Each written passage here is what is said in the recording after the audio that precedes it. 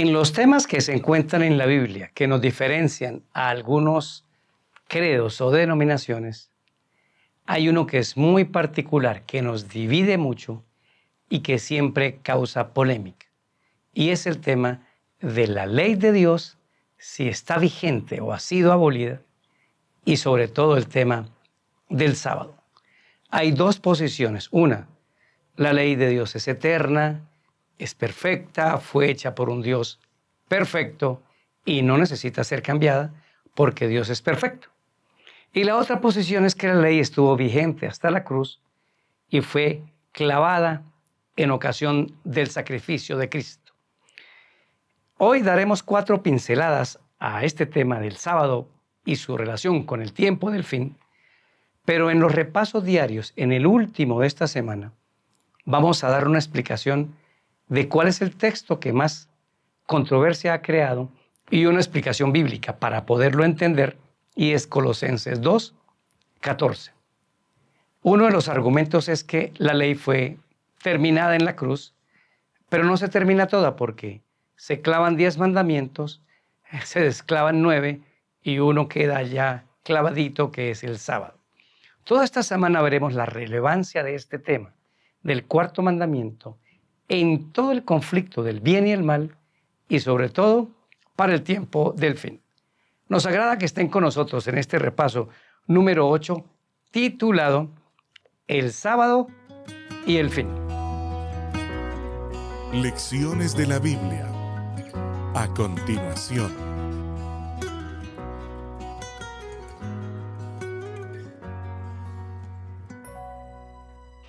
Bienvenidos a Lecciones de la Biblia, un espacio para estudiar y entender la palabra de Dios.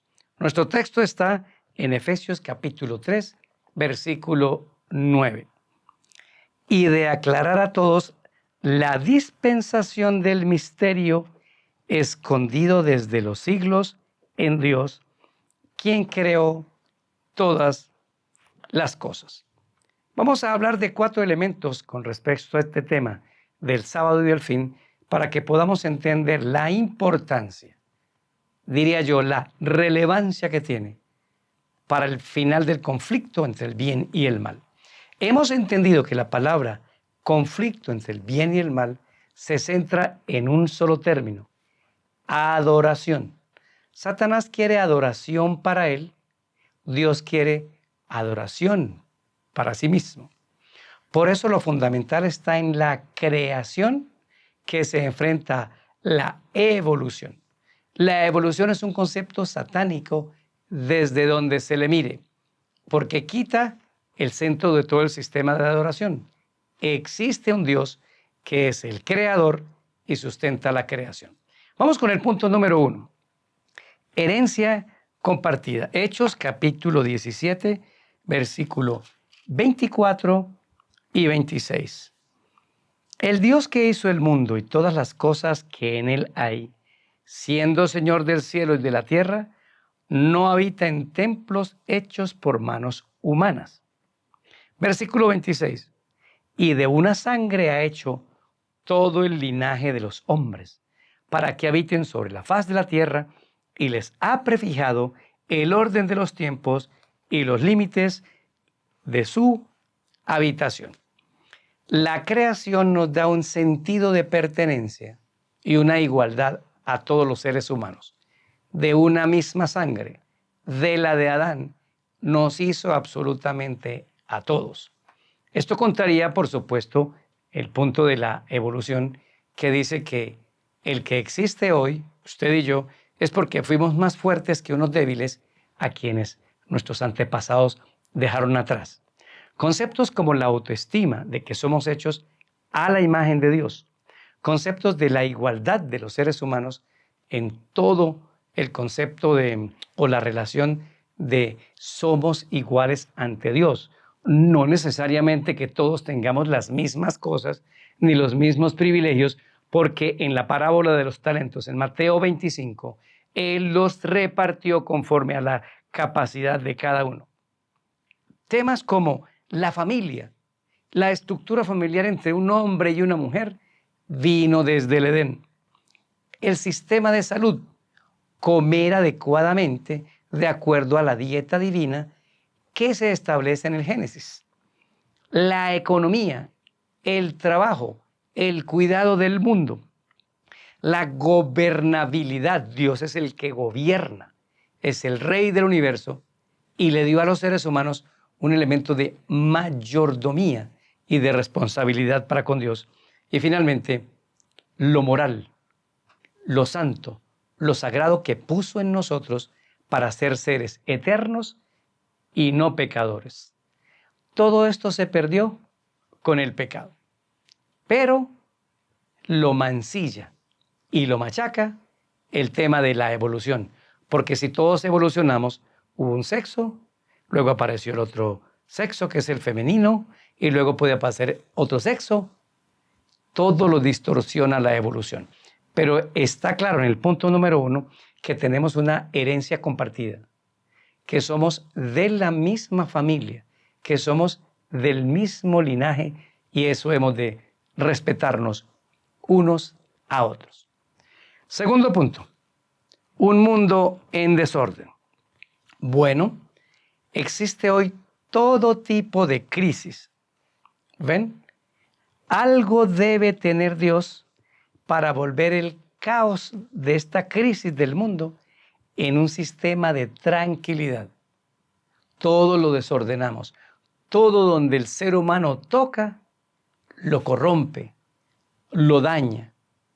Entonces, la pregunta es, ¿qué es lo que Dios tiene en mente para recuperar todo este desorden? El desorden comenzó cuando dejamos de creer que Dios existe, que tenemos una responsabilidad frente a Él para cumplir su voluntad, y cuando dejamos de ver a Dios como nuestro supremo, soberano y creador. Vuelvo al punto de la evolución. Todo esto lo ataca. Entonces Dios dice, yo necesito que volvamos al orden. Por eso el mensaje del primer ángel dice, teman a Dios, denle gloria porque su hora del juicio ha llegado y adoren al Creador. Porque cuando adoren al Creador, el ser humano va a tomar la conciencia de volver a ese orden creativo establecido por Dios.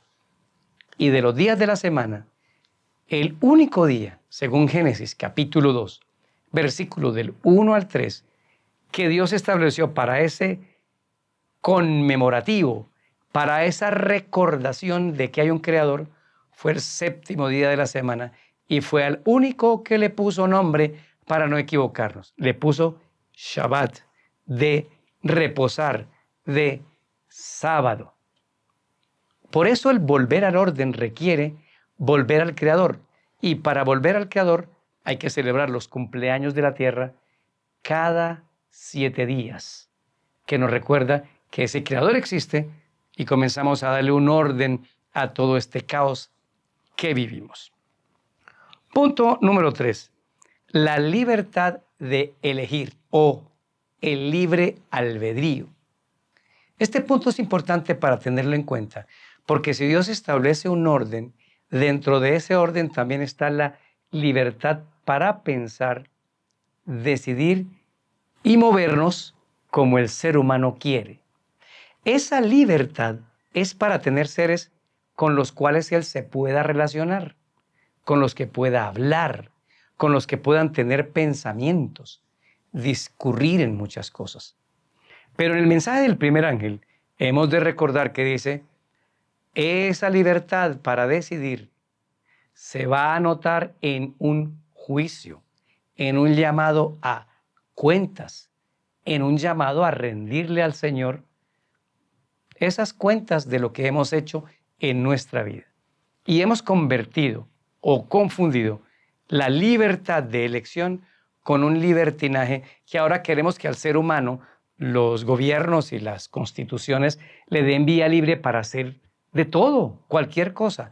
Y la corrupción moral va a llegar a tal punto que desde los mismos gobiernos que deben cuidarnos el estatus de orden de una sociedad, se van a ir emitiendo cada vez más y más leyes que desordenen el mundo. La gente reclama libertad, liberación, pero no del pecado. no de opresión de Satanás, sino quiero ser libre para hacer lo que yo desee. Así que esa libertad de pensamiento, Dios la va a juzgar en un acto que se llama el juicio. Punto 4. El orden de la creación. Cuando uno va a Génesis, capítulo número 1, uno encuentra que Dios va por días. Cada día requiere un orden y ese orden da una respuesta de Dios cada vez que termina un día. Por ejemplo, voy a leer de Génesis capítulo 1, versículo 10. Llamó Dios a lo seco tierra y a la reunión de las aguas llamó mares, y vio Dios que era bueno. Todos los días está esta frase. Vio Dios que era bueno, vio Dios que era bueno. Y el sexto día dice, vio Dios que era bueno en gran manera. Nos sobramos. Hay un orden. Cada cosa fue creada de un día para otro. Y si necesitamos poner animales, necesitamos tener pasto. Para tener pasto necesitamos tener tierra para que crezca el pasto y ellos estuvieran ahí. Ese orden de la creación implica que venimos de un Dios que le gustan las cosas ordenadas. Y dentro de ese orden dijo, les establezco el orden de las lunas para la gravedad, la luna que hace la gravedad de los mares, les establezco las estaciones, les establezco todo lo que haya que hacer, pero sobre todo les establezco un sistema. 6 días vas a trabajar y 1 vas a descansar. Cuando no seguimos el orden de Dios, que está establecido desde la creación, hemos creado el desorden. Pero lo cierto es que tenemos un Dios supremamente ordenado. Y ese orden nos sirve a nosotros para copiar en la familia o en la empresa o en donde quiera que nosotros estemos. Estos 4 puntos, lo repito, una herencia compartida, un mundo en desorden que Dios quiere ordenar, libertad para elegir y un Dios de orden se conjugan en un punto muy interesante. Y es el punto número 5. El conflicto entre el bien y el mal.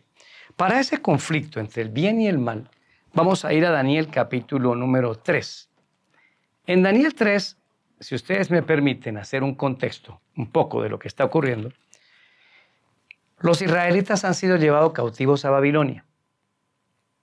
Allá en Babilonia, Dios les puso 2 profetas, uno en la corte del rey, que era Daniel, y otro con la gente en el pueblo, llamado Ezequiel.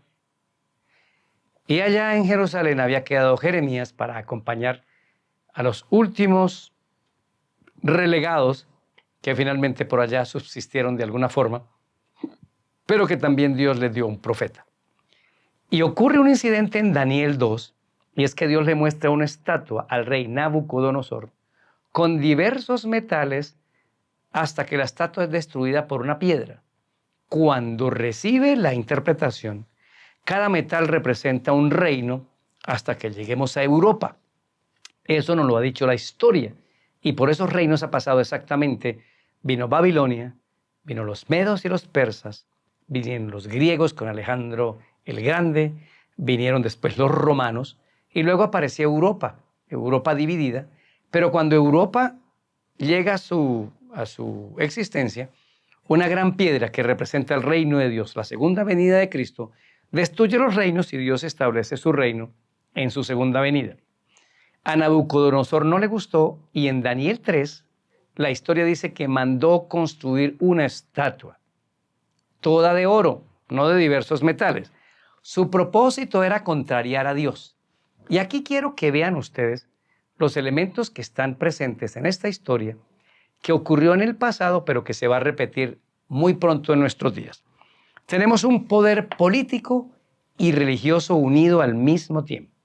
Y está representado en Nabucodonosor, porque Nabucodonosor es el rey de Babilonia. Tiene el poder político y él puede mandar matar a quien quiera. Pero también dio una orden de carácter religioso. Eso está en Daniel capítulo 3, versículo 13. Noten cómo esto tiene un carácter ahora de un político y emite órdenes religiosas de adoración. 3:13. Entonces Nabucodonosor dijo con ira y con gran enojo que le trajeran a Sadrach, Mesach y Abednego. Al instante fueron traídos estos varones delante del rey. Habló Nabucodonosor y les dijo: ¿es verdad, Sadrach, Mesach y Abednego, que vosotros no honráis a mi Dios, ni adoráis la estatua de oro que he levantado? Así que la estatua era un dios para Nabucodonosor y dio una orden de adorar. Entonces encontramos aquí un poder político y un poder religioso que se han unido y emiten un decreto. Tienen que adorar esta estatua, que es un dios, una imagen, y eso, al adorar esa imagen, implica dejar de adorar a Dios. Es un conflicto de adoración, el mismo conflicto entre el bien y el mal. Los jóvenes permanecieron firmes, no quisieron adorar. Entonces vino un decreto de muerte, y ese decreto de muerte está en el 3:17. He aquí nuestro Dios a quien servimos puede librarnos del horno de fuego ardiendo, y de tu mano, oh rey, nos librarás. Y si no, sepas, oh rey, que no serviremos a tus dioses, ni tampoco adoraremos la estatua que has levantado. Hubo un decreto para que se murieran, ir a un horno de fuego. Entonces tenemos a un pueblo fiel representado por estos 3 jóvenes que se niegan a adorar un ídolo, una imagen, y prefieren adorar a Dios. Producto de ello, son lanzados a un horno de fuego, que es un decreto de muerte. Pero ¿quién dicta el decreto? Un poder que toma lo político y lo religioso y lo fusiona. Por eso Dios ha establecido para todos los gobiernos que lo político y lo religioso vayan por separado. Cada vez que se ha intentado unir política con religión, terminan haciendo las cosas mal. Son 2 espadas distintas, según el libro de Romanos y el libro de Hebreos. La espada de la justicia para las leyes humanas. Dios les dijo: ustedes castiguen al ladrón, ustedes juzguen. Eso le corresponde al poder político. Pero la iglesia tiene otra espada muy distinta, la espada de la Biblia, la espada del Evangelio. Y esas espadas nunca pueden unirse. Finalmente, este decreto de adoración los llevó a negarse, y finalmente fueron al horno de fuego. Pues mis amigos, les he contado esta historia porque vayamos a Apocalipsis capítulo número 13. En Apocalipsis capítulo número 13 está esta misma historia en símbolos. Y en el 13, del 1 hasta el 10, está el poder religioso que quiere gobernar el mundo. Ahora, ¿quién es este poder religioso? En el versículo 5 de Apocalipsis 13 dice: también se dio boca que hablaba grandes cosas y blasfemias. Se le dio autoridad para actuar durante 42 meses. Es decir, que tiene boca para hablar grandes cosas, puede mandar a todo el mundo. Pero dice blasfemias. Búsquese Marcos capítulo 2, versículo 7, y verá que blasfemia es 2 cosas. Decir que yo tengo el poder para perdonar los pecados, y decir que yo soy Dios y por eso tengo el poder para perdonar los pecados. Solo hay alguien que cumple con esta característica y que quiere adoración y que ha solicitado adoración para él, y es todo el sistema de Roma papal. Ahí está el poder político.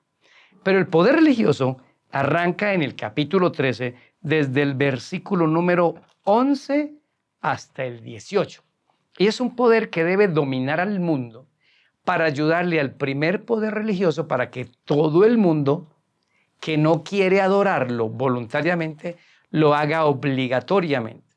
Bueno, nosotros consideramos en la Iglesia Adventista que este poder son los Estados Unidos de Norteamérica, y habrá que esperarnos hasta que la profecía se cumpla.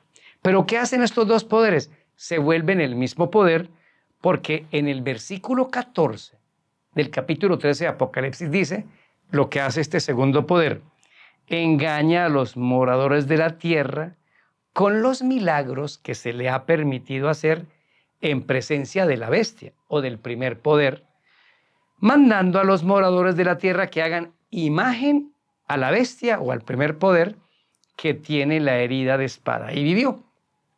le hacen una imagen, como en Daniel 3, una imagen para adorar. Ahora, el versículo 15 dice, se le permitió infundir aliento a la imagen de la bestia para que la imagen hable y haga matar a todo el que no la adore. Hay dos poderes que se unen, lo político y lo religioso, dan un decreto de adoración y en el versículo 15 dice, el que no adore se muere. Es la misma historia de Daniel capítulo número 3. Esto en pocas palabras, que ustedes y yo tenemos que esperar por fe a que se cumplan, pero vamos caminando hacia allá, es lo siguiente.